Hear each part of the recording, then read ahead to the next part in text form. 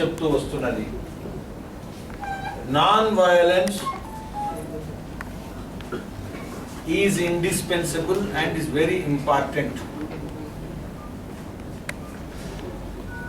Any kind of violence in defense of cow protection is not going to enhance the reputation of the movement.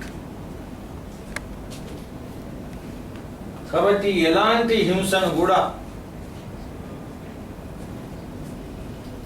Bharatiya Janata party సమర్థించట్లేదు. But by organizing beef parties, creating a provocative situation, ఇది కేవలం హింసను ప్రేరేపించడం కోసం, సమాజాన్ని విభజించడం కోసం ఉద్దేశించినటువంటి రాజకీయ కార్యక్రమాలు.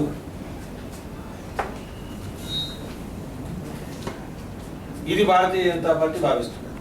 సరే, విశాఖపట్నం రైల్వే జోన్ వస్తుందా లేదు? ఇంతకుముందు చెప్పాము, మా ప్రెసిడెంట్ గారు చెప్పారు, చాలా సార్లు చెప్పారు.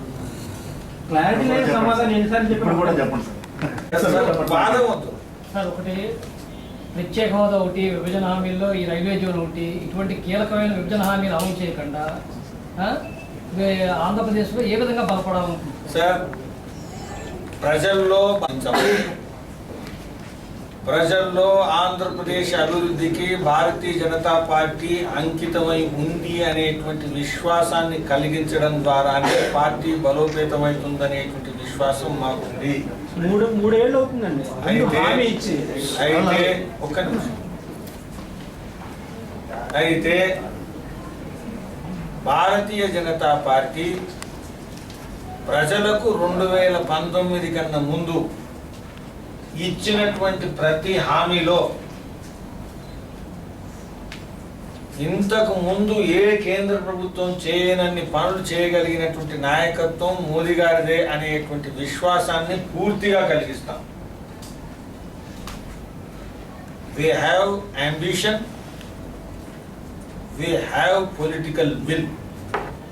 కాబట్టి ఖచ్చితంగా ఈ రెండు సాధించిన తర్వాతనే 2019 ఎన్నికల్లో ప్రజల ముందుకు వెళ్తాం. సార్, మీరు ఇచ్చిన చాలా హామీలకు సంబంధించి కొన్ని పట్టాలు లెక్కన పరిస్థితుంది, అంటే ప్రాజెక్టులకు సంబంధించి ఏపీలో ఇంతవరకు చాలా ప్రారంభంగా పరిస్థితుంది. గ్రాడ్యుయేషన్ అయిపోయింది, కాంగ్రెషన్ అయిపోయింది. లా యూనివర్సిటీ ఏర్పడి దగ్గర 10 ఏళ్ళు అయింది. 10 ఏళ్ళు కూడా అధికారంలో ఉంటుంది. మీరే అడుగుతున్న దానిలోనే 10 ఏళ్ళు అయిందన్న. 8 ఏళ్ళు ఎవరితో మీరు అడగలేదు. భారతీయ జనతా పార్టీ ఏ ప్రభుత్వం ఇంతకుముందు ఏ విధంగా అయితే అకౌంటబుల్గా ఫీల్ అయ్యారో అంతకన్నా చాలా ఎక్కువ మేము ప్రశ్న పత్రానికి ఆన్సర్లు ఇచ్చి మాత్రమే ప్రజల దగ్గరికి వెళ్తాం. ఏ మాత్రం ఉండదు. అందులో జూలై జాతీయ కార్యవర్గ సమావేశాల తర్వాత ఇంకా వేగాన్ని ఏ విధంగా పెంచాలనేటువంటిది కూడా చర్చిస్తాం. సార్, ఇప్పుడు భారతదేశం గతంలో ఓన్లీ రష్యా మీద నిర్భరపడకుండా ఈరోజు జాతీయ స్థాయిలో కేంద్ర ప్రభుత్వంలో ఇప్పుడు రష్యా మీద నిర్భరపడుతుండడం అన్నది ఏదైతుందో అది కరెక్ట్ కాదు. Away from the facts. Sir, Uttar Pradesh We have heavily relied upon Russia in the last 60 years. ఇప్పుడు ఈ కేంద్ర ప్రభుత్వం 2 విధాలుగా ముందుకెళ్తున్నది. మేక్ ఇన్ ఇండియా ద్వారా డిఫెన్స్ ఏదైతే మ్యానుఫ్యాక్చరింగ్ ఇది దేశంలో పెంపొందించాల్సిందే. దేశంలో రక్షణ సామాగ్రి ఉత్పత్తి ఏదైతుందో అది పెంచాల్సిందే అనేటువంటి విషయంలో కాంక్రీట్గా టార్గెటెడ్గా మెజర్స్ తీసుకుంటున్నారు. దీని అర్థం ఏంటంటే 2.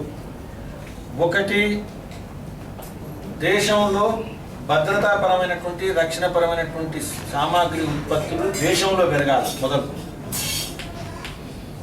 రెండవది, single source of dependence is not advisable.